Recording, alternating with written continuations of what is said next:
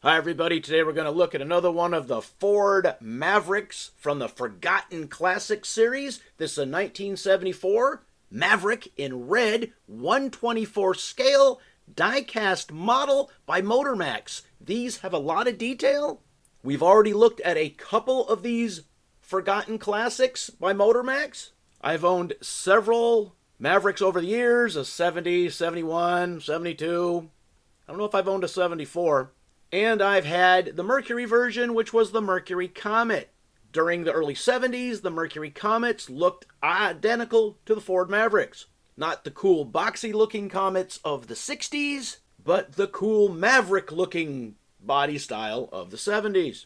So let me tell you about this car. I bought this vehicle, this die-cast vehicle, in red because I used to have a friend who used to have one in red in real life. Sherry was a friend of mine who I worked with, and we were neighbors. She had a Ford Maverick in red, and it had that black vinyl top.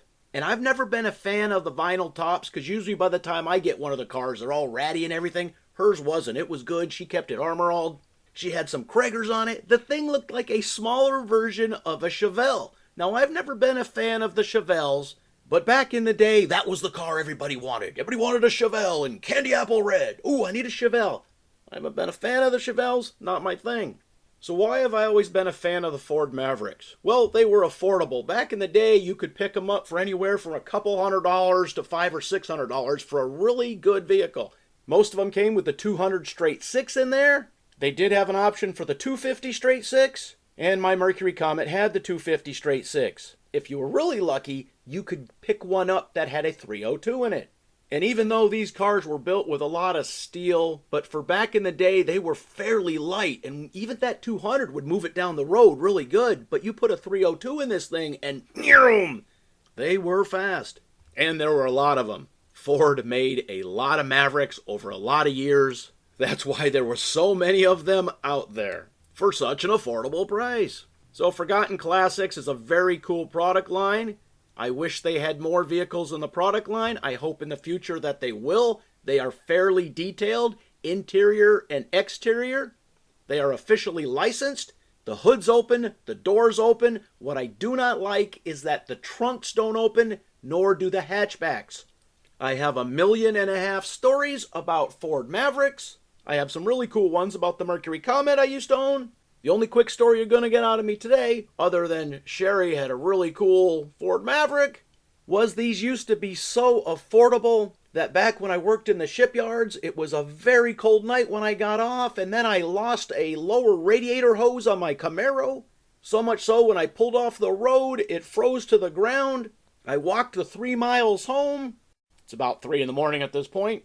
I call a buddy of mine who had an old beat-up Maverick. And I said, hey, I need to buy that Maverick from you. And I bought it from him for $350. And I drove that car for about 2 weeks until everything thawed out till I could get my Camaro back on the road.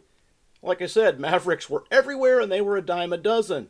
Now, clearly, the Maverick I bought for a couple $100 was not as cool looking as this. It was kind of that tannish, faded, yellowish color with some dents and dings. But it got me back and forth to work.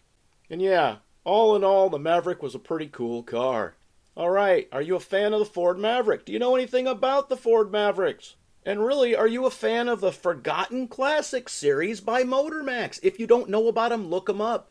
They don't have it yet, but I'm really hoping they come out with like a Dodge Dart or a Plymouth Valiant, or at least a Duster. I've had all those vehicles. That would be cool with the detail that Motormax puts into their vehicles, from the wheels to the trim. Yeah, those vehicles would look really cool. The one thing you need to know about these is the trim. The trim's plastic. The body is metal. The trim is plastic.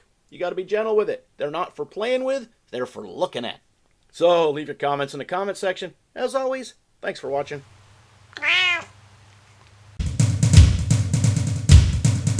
Beanmeister 22, the most dangerous man on YouTube.